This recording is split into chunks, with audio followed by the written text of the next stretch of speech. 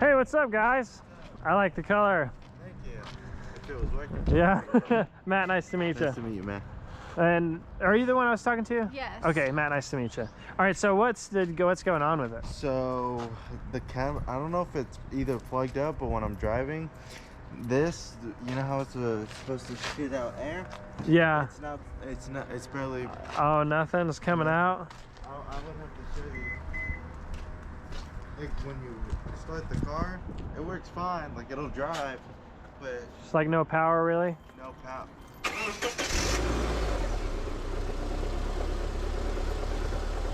Like it builds up, like the engine will slow. Yeah. Pop your hood for me.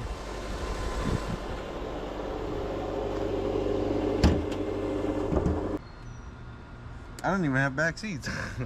Oh, really? Yeah, like I don't even have back seats. Like, What is it? What is it? You sleep back there? I used to when I kicked out. So like, yeah. It's like, I don't care. I don't need to pay rent. I got a car. True. I thought it was the map system at first. I changed it out, the map system sensor. The sensor, yeah. And so I fixed that, but then it popped up again, and then when I went to AutoZone, it said my catalytic converter being formed.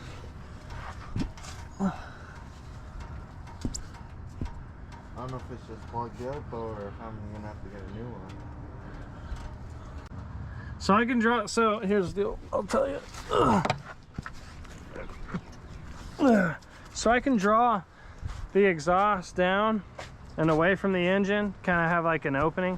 It's gonna be really loud, but I mean, in retrospect, that'd be the easiest way rather than taking the catalytic converter off, because this isn't like a typical engine. You know what I mean? These Subaru motors are something else. Yeah. But so I can take it down just a little bit, and then we can give it a spin around the block, and then you tell me if the performance is any different than before. It's just, like, again, it's just gonna be a little loud, you know what I mean? So but typically in this scenario, I would take the O2 sensor out and you would have a hole there, and I'd leave it connected fully to the engine, the manifold connected to the engine, and then with that O2 sensor out, you would have room for air to escape before the catalytic converter. See what I'm saying? So To get it like to be put like normal again, would I have to get like a new catalytic converter? yeah, and I mean, yeah, either that or hopefully that the honeycomb and that one didn't break, and you can possibly just take it off and then have it taken in and cleaned, and, you know, at like a shop, at a machine shop, or a place that does cleaning like that, you know what I mean? Because they can, you know, pressurize it up and then get all the gunk out of it and stuff like that. Or you can even attempt to clean it yourself, you know, by air and stuff like that. Again, if the honeycomb wasn't broken.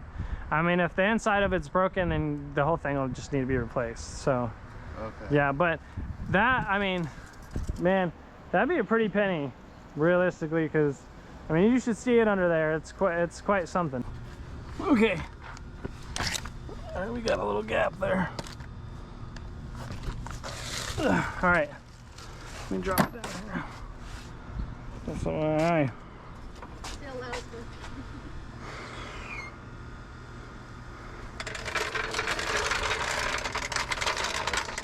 All right, yeah. Start her up and let's see the difference on that deal.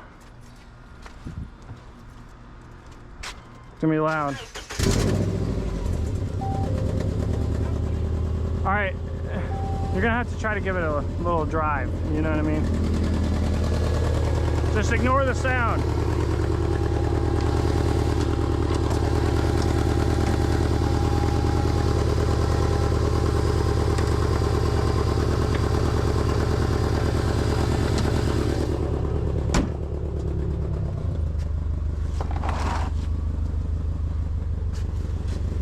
You're good. Oh, it's really not that loud.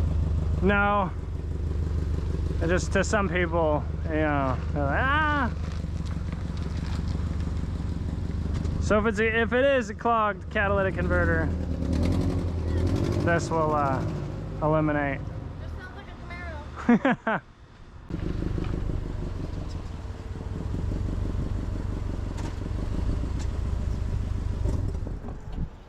Yeah, it's just loud, but it drove fine. It drove a lot better that time. Yeah. Yeah, it's your catalytic converter. Yeah, well, here's the deal, dude. I can leave it like that. Those are snug. So if you want, I mean, if you want it to drive a bit better but be a little bit loud until you get that, that's fine. Or I can snug them right on up. It's entirely up to you, dude. What's better, like just leaving it off? I would leave it off. Yeah, because dude, yeah, that'll cause a lot of shit. Yeah, you can bust yeah, some internal engine shit. Yeah, and I don't want to have to pay for another engine. Yeah, so it's all secured, dude. That just holds it right there, you know what I mean? So yeah, I mean, your nuts ain't gonna fall off or nothing like that. So dude, I can get you a price on a catalytic converter for that. You know, I couldn't give, I mean, did y'all look one up already? We were trying to, but we didn't know which one. So yeah, well, I got a pretty good little video of it when I was under there. So later on this evening, I'll find one. Yeah, later on this evening I'll look at it, and then I'll reach out to you guys and then get the most cost-effective one. Just don't want to order the wrong one, you know what I mean? So and I mean, shoot, if anything, I could get one of my guys at O'Reilly to order one locally and then just kind of identify them that way. I thought about that when you left. I was like, well, maybe that's a possibility. So well, some people are like, diagnostics are pointless, you know what I mean? I don't need to know what's wrong with my car. If you don't know what's wrong with your car, I can. Well, that's when the people that say that stuff just like, oh, it doesn't start? It's an alternator. Oh, that didn't fix it? Oh, it must be the battery. Oh, it's the starter? Yeah, the only reason I know how that it was messing up was because my dad was like, turn on the car and make sure like there's air coming out, like that's a normal car. That's freaking smart. Yeah, not a lot of people do that stuff.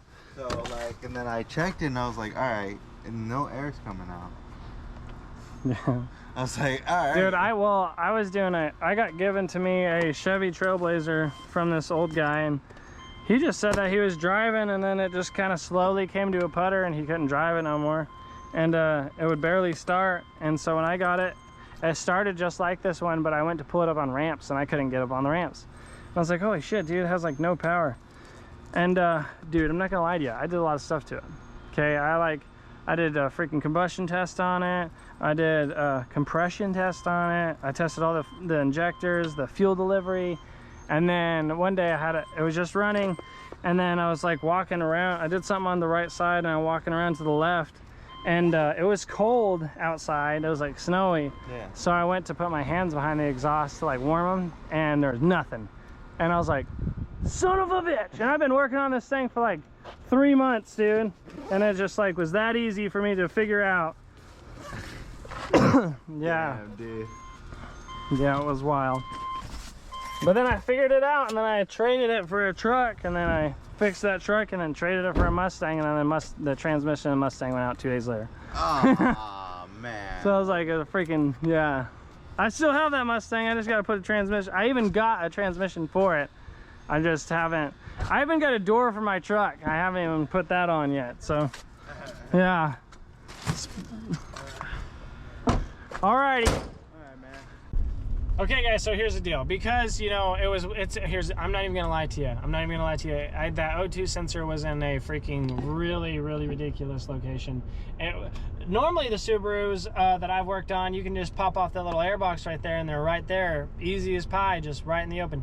This one was literally looped inside itself. Like, it almost looked like I would have to take the exhaust manifold off, period, just to get to it. But so to avoid all of that, we just went ahead and released the exhaust manifold from the engine itself, and then allowed the engine to breathe properly. Obviously it was loud. We don't want to like leave it like that or keep it like that. So, you know, in the future here soon, we're going to be replacing that O2 sensor, or the catalytic converter.